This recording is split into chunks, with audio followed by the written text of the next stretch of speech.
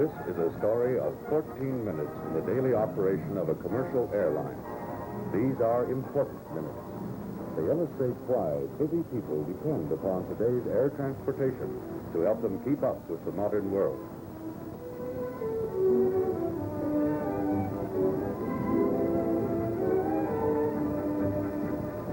At the ticket counter of Capital Airlines in Washington, D.C., the attendant posts a report on Flight 900, the President. It will arrive on time.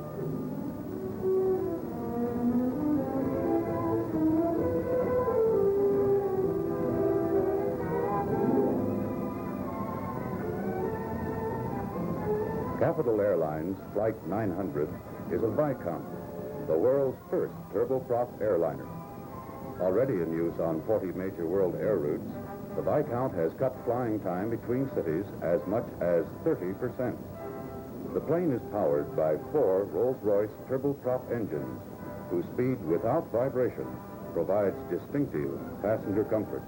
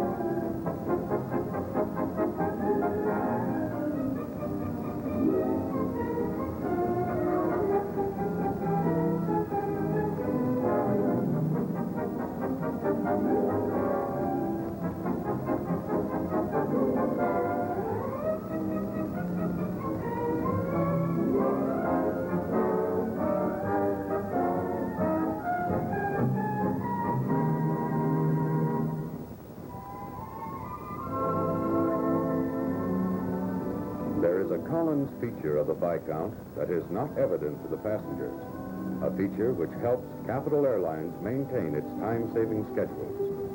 For much of the flight, the pilot has not been able to see the ground to make a visual contact. Even when the ground was visible, the pilot did not depend on locating prominent landmarks for navigation. For the precision navigation required by modern airlines, he uses radio.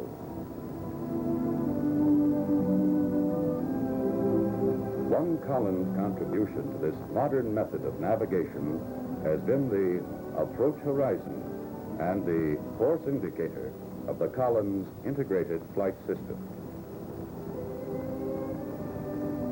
For cross-country navigation, the pilot tunes in a ground radio station like this, called an omni-range. Since he wishes to fly a course of due north or 0 degrees toward the omni-range, he sets the course indicator at this heading. When the pilot tunes in 0 degrees on the course indicator, he receives only one of the many course signals sent out by the omni-range station. The plane is now receiving only the radio course signal of 0 degrees. This picture of an aircraft represents the pilot's plane on the course indicator. This line represents the course the pilot wishes to follow.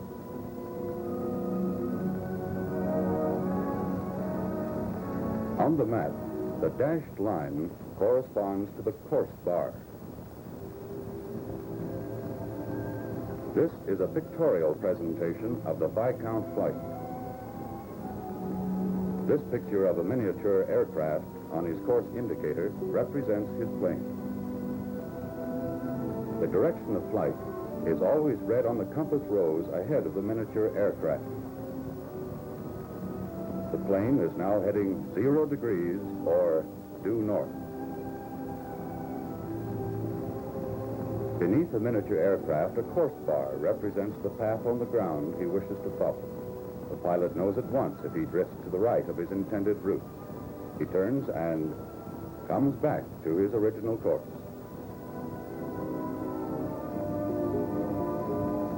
If he drifts to the left, he corrects his heading by steering to the right, and he is soon back on the course again.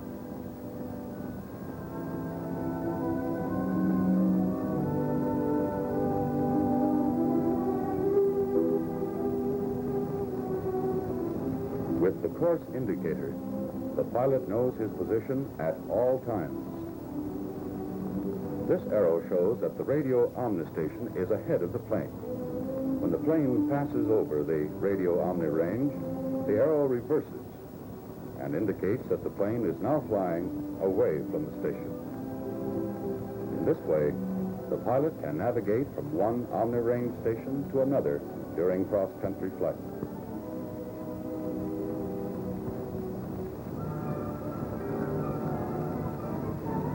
The integrated flight system is a product of the research laboratories and manufacturing facilities of Collins Radio Company.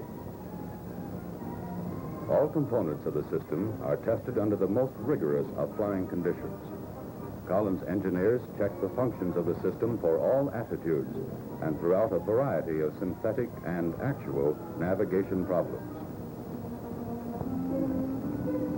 Using finely calibrated recording instruments, they supervise lengthy simulated flights under controlled laboratory conditions. In the White Room, skilled craftsmen, dressed in lint-free nylon, assemble the flight instruments. Every possible precaution is taken to make sure that injurious dust does not get into the delicate instrument mechanism during the manufacturing process.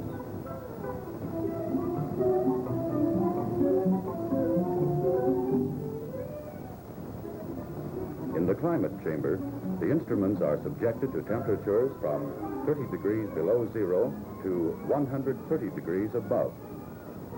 As the recording thermometer and barometer indicate, the system is tested at a simulated altitude of 40,000 feet.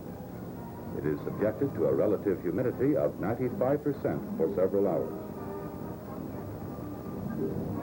The steering computer is being tested on the shake table at vibrations which are far in excess of those encountered in normal airborne service. The system must withstand continuous and demanding operation. During shipping, each component of the Collins flight system has its own special protective covering.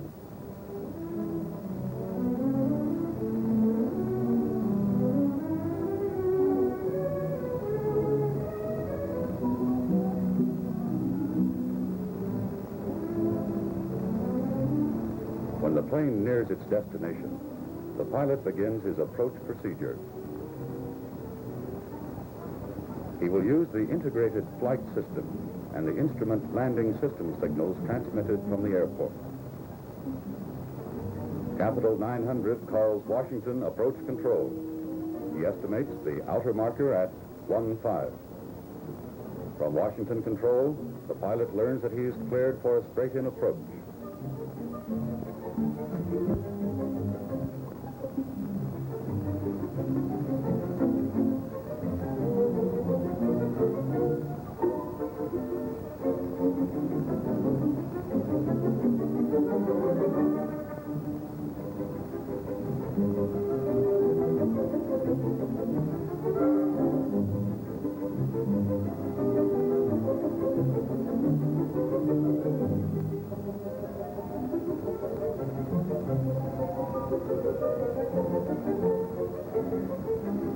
From a position near the end of the runway, a narrow radio beam is transmitted out as if an extension of the runway. This beam is called the localizer. It will show the pilot that he is heading through the overcast in the proper direction toward the center line of the runway. This flat beam is called the glide slope.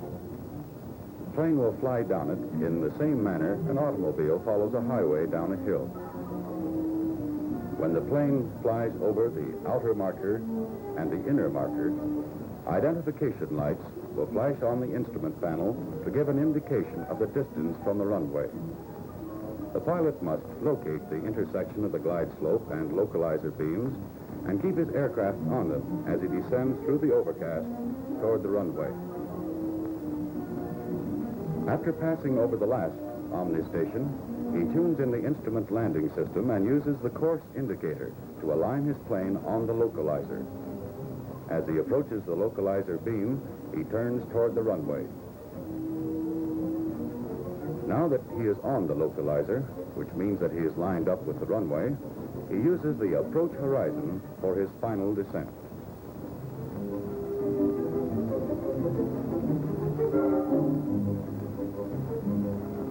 The miniature aircraft represents his plane.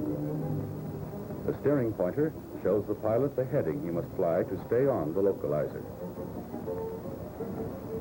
This pointer represents the glide slope. The aircraft is now flying on a level course below the glide slope. When the plane flies over the outer marker, a light flashes on the instrument panel. On the approach horizon, the miniature aircraft is even with the glide slope pointer.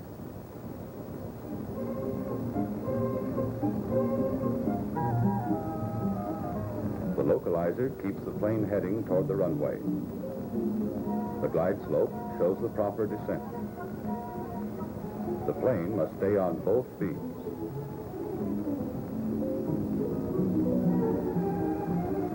The miniature aircraft represents the airplane on the instrument panel. This indicator shows where the glide slope is. The plane is now rising above the glide slope. The pilot eases the wheel forward and the plane returns to the glide slope.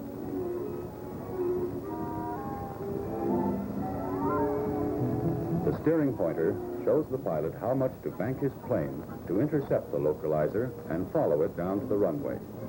If the plane is to the right of the approach, the steering pointer will show the pilot how much to bank his plane to come back to the localizer and remain there.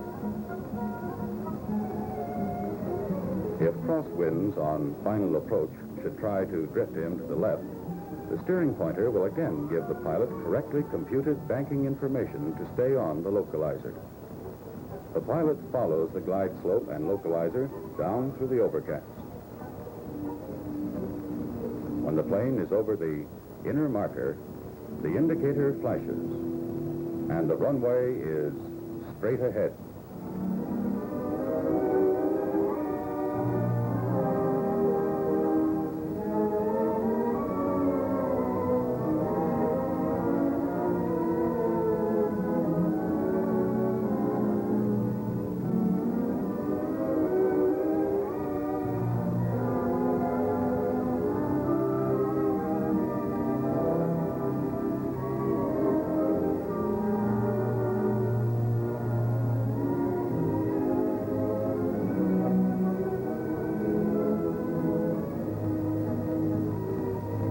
Swiftly and surely, the Collins Integrated Flight System leads today's high-speed aircraft along the radio highway in the sky.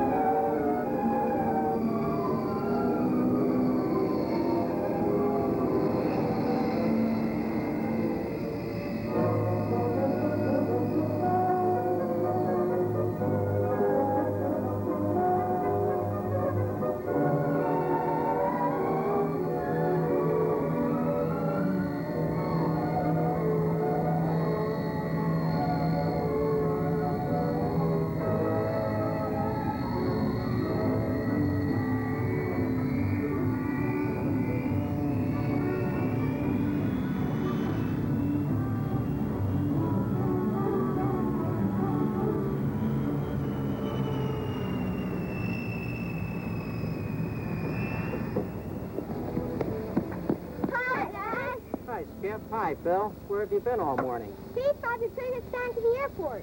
Yeah, we saw a brand new airplane, too. You'll have to tell me all about it. What did you see? We saw a Capital Airlines Viscount. Boy, you should hear it come whistling in for a landing. Skip and I got a book all about it, see? Mr. Grant says it's a whole new kind of airplane. Gosh, it even sounds different. Sure, I know the Viscount. Your mother and I flew on one last summer when we were in Europe. In fact, the nicest flight we had on our whole trip was the one we had on the Viscount. What makes it so different, Dad? Well, son, that's sort of a long story, but if you're really interested, I'll try and explain it to you. The 4 engines on the Viscount are something very special. When you're inside, you can hardly hear them, and there's no vibration at all. What's vibration? When anything moves or shakes, it's vibrating. For example, if I take this hammer and hit the boat, you can feel it where you're sitting. Well, that's because the boards in the deck are vibrating. Now, most motors and engines on automobiles and airplanes have vibration because they have a lot of reciprocating parts, pistons that go up and down. Remember? I showed you that at the garage the other day. Well, that's the kind of motion that makes vibration and noise, too.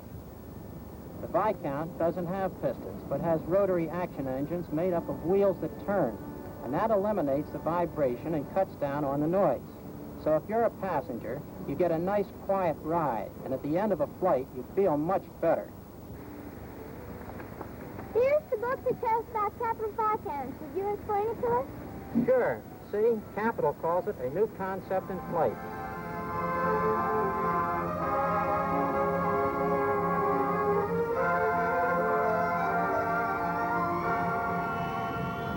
For the first time in history, air travel becomes something more than a race against time.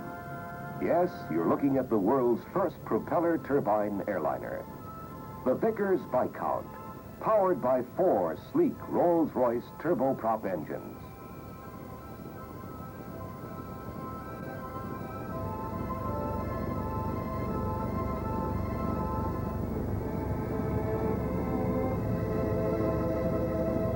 For 50 years, Rolls-Royce has made fine automobiles, masterpieces known the world over for their custom construction, precision, and quality.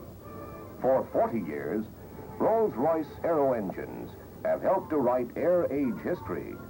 The propeller turbine, or turboprop engine, is their latest engineering achievement. The engine has a minimum of moving parts, which results in a smooth, steady flow of power.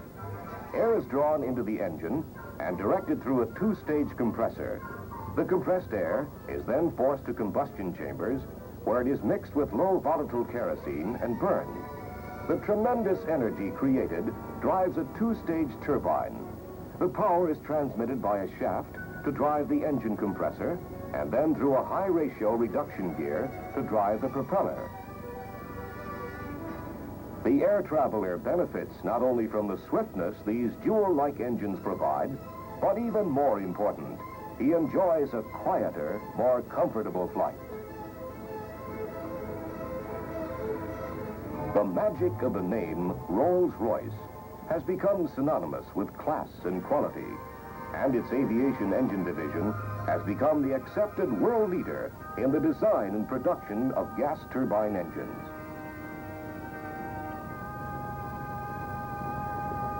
To visit the aviation plant is to see the very latest in precision tools, to watch engineers and craftsmen that are proud of the hallmark their company has so justly earned.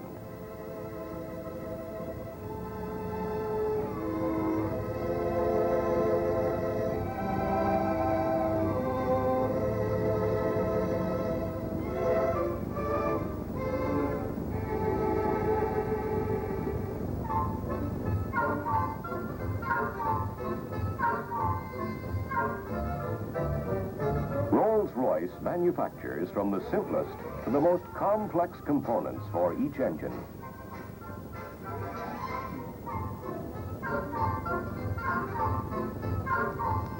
The Rolls-Royce aviation engine plant is one of 5 large factories. The company employs over 35,000 designers, engineers, and craftsmen.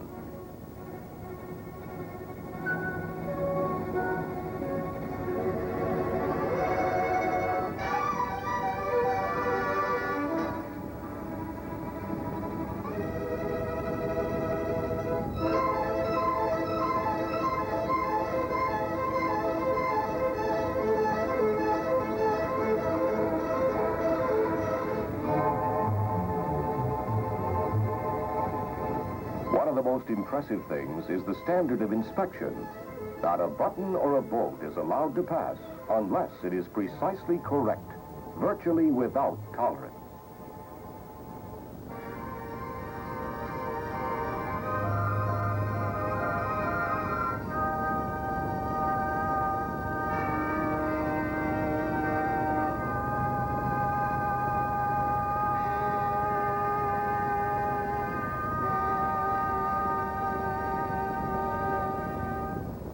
Each propeller turbine engine is made with almost incredible care, on the finest machines, with the personal attention of experts.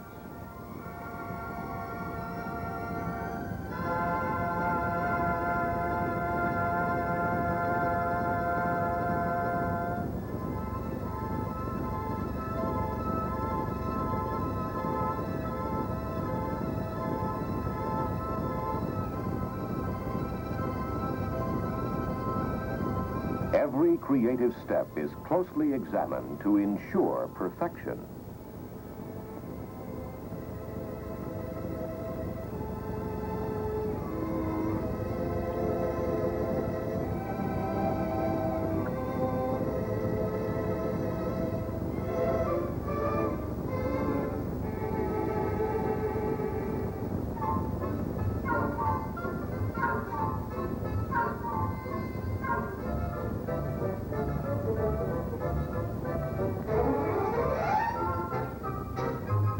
The engine was born of a fundamental post-war belief that the gas turbine engine was the power plant of the future.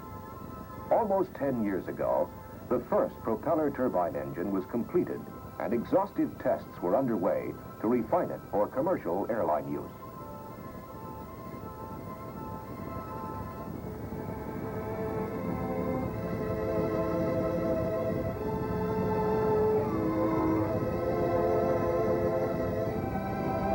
The first Viscount flew in 1948 and actually operated on airline schedules in 1950.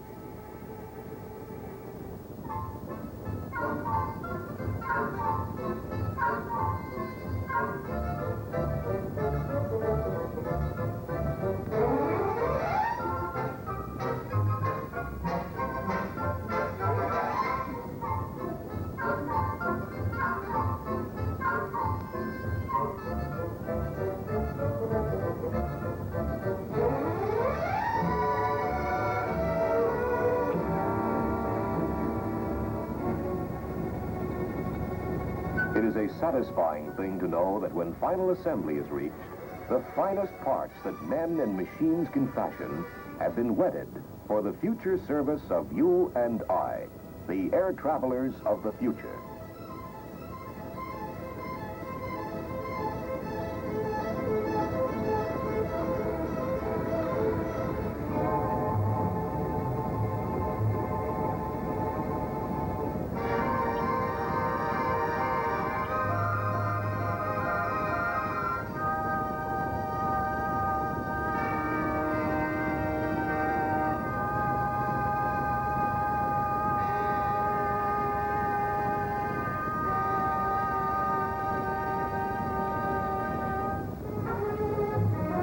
As is always the case with a Rolls-Royce product, these engines were developed after years of research and experimentation. They come to capital with over 100 million passenger hours of safe operation.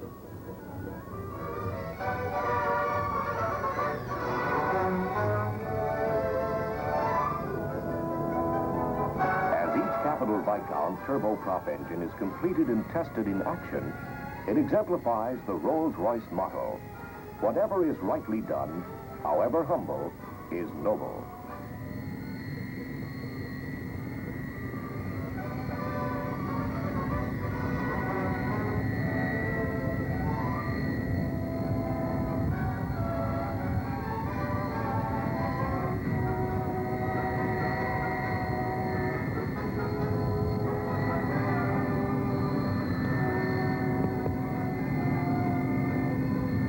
The ideal passenger airplane must also have close coordination between the manufacture of the engine and the airframe. Rolls-Royce and Vickers Armstrongs have been working together since 1916, and as a team, they have designed and built some of the world's most famous airplanes. The Beanie, first aircraft to fly the Atlantic, piloted by Cockrell and Brown in 1919.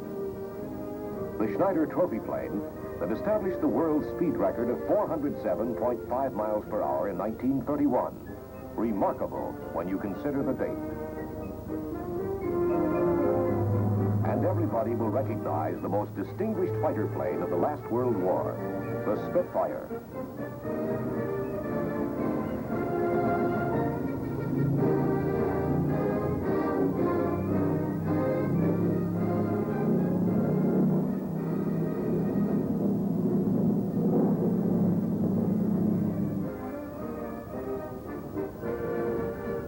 Today, as in the past, the team is working together on military projects like the massive 4-engine jet bomber, the Valiant.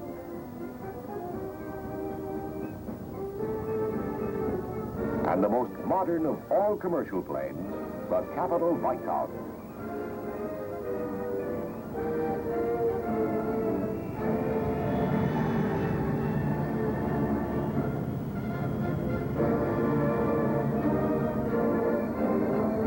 When the Vickers Armstrongs and the Rolls-Royce design team went to work on the Viscount, they created an airframe and a turbine engine that suited each other perfectly. An airplane that would pamper passengers with swift, smooth, silent, and sure flight. To satisfy a growing passenger preference, Vickers Armstrong's gigantic factories are turning out more and more Viscounts.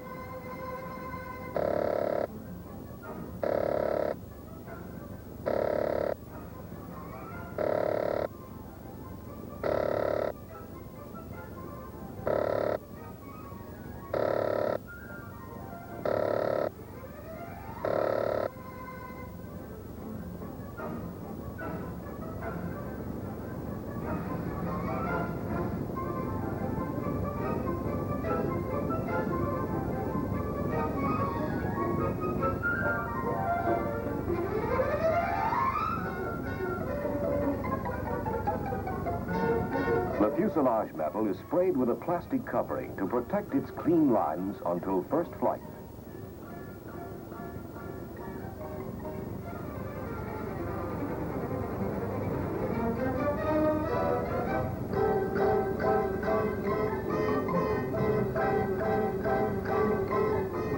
As each new plane gets its engines, wings, and wheels, technicians move in to complete the many final assembly details of wiring and cabling.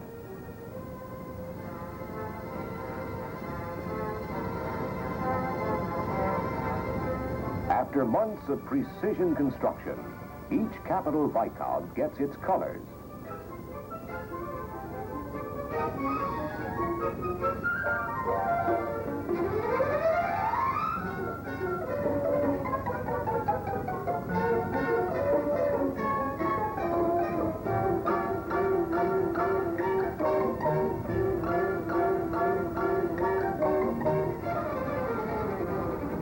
But even before its maiden flight, exhaustive ground tests are run.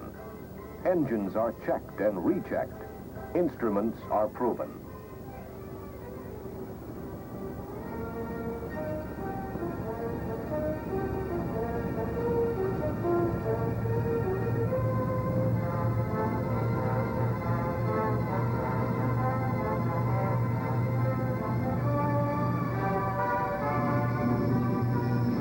To qualify for the Capital Fleet, each plane must fly on 3 engines, 2 engines, and even on 1 engine.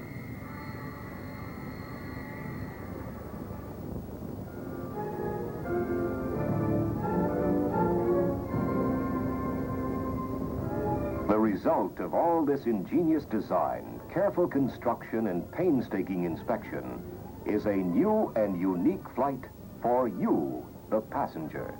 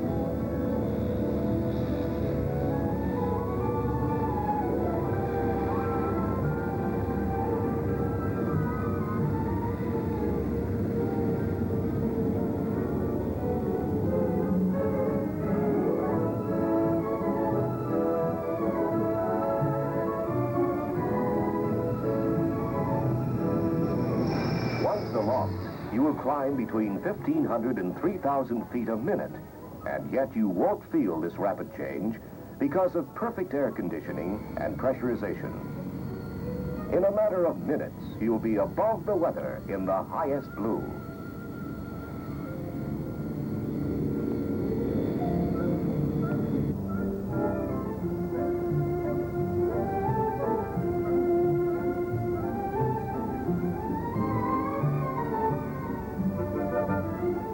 Inside, you will relax because the vibration and noise of previous flight is turbine hushed.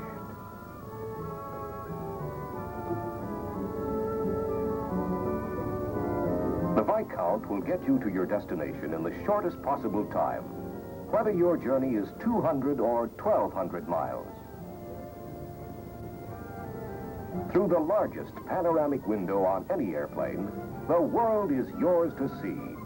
For the first time, even passengers in aisle seats have an unobstructed view.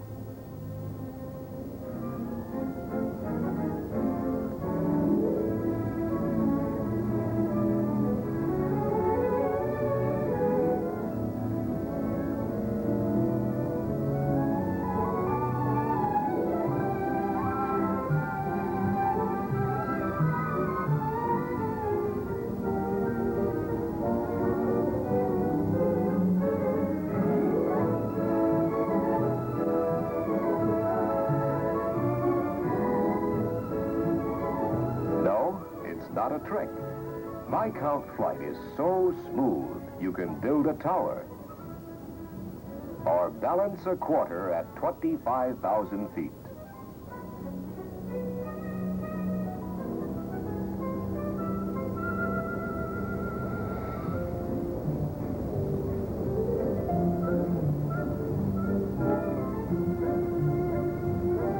America's top industrial designers selected the attractive interior furnishings, created color harmony, and arranged the deep cushioned seats in comfortable pairs. For your enjoyment, you'll find a personal table on the back of each seat that quickly and easily slides into a level position.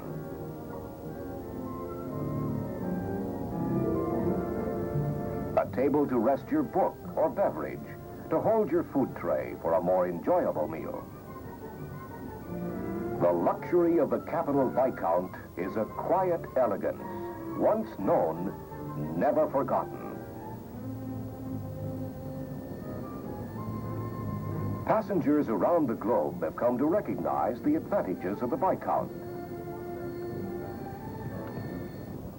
Tourists to England are as impressed with it as they are with London's Big Ben.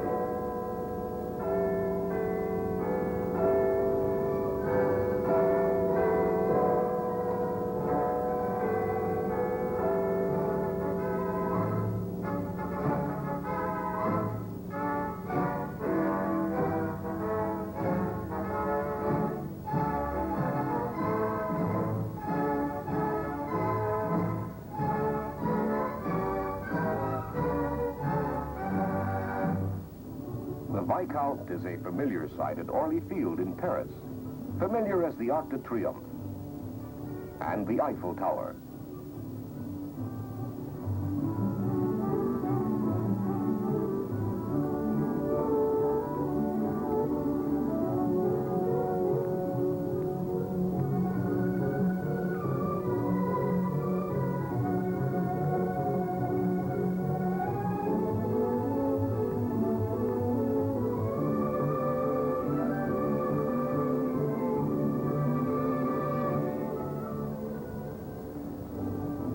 The Irish have a name for it, too.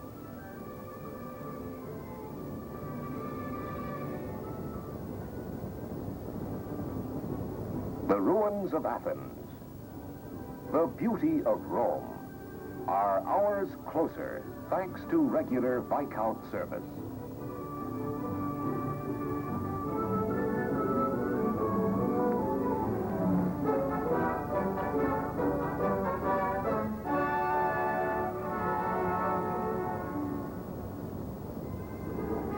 Around the world, Australia, Africa, India, South America, Canada, and now the Viscount a global favorite, brings swift, smooth, silent, and sure flight to the greatest industrial centers of the United States.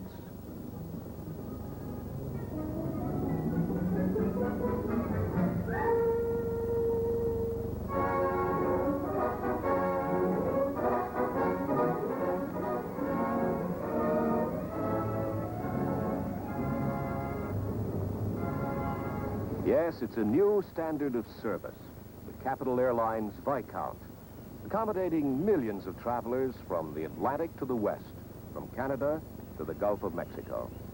You know, you've been riding the cockpit of airplanes as long as I have. The real thrill to see a plane like the Viscount come along. It's tops with the pilots. The 4 propeller turbine engines get it off the ground quickly. It climbs beautifully, handles easily. Landings are a real pleasure. And above all, it has plenty of reserve power. And of course, up front, you'll find all the latest radio and navigational equipment. Now, I've been talking a good deal about the plane's passenger comforts. Well, believe me, you'll find those same advantages in pilot comfort. You see, after long flights, pilots are less tired thanks to the lack of vibration and noise. It's a wonderful plane to maintain. Why, you can change an engine in just 30 minutes. As a matter of fact, the plane is built so that you can perform routine maintenance checks right on the ground without having to use ladders or stands. Why, you even fuel the plane on the ground, no more wing climbing. And of course, this all adds up to fast, efficient ground handling, which in turn means more dependable, on-time passenger service. The Viscount is another milestone in aviation history, a brilliant history of progress and public service. Capital Airlines is proud of over a quarter of a century of serving air-minded America. And we're extremely proud to be the first carrier in the United States to introduce the Viscount with its 4 engines. Truly a new concept in flight.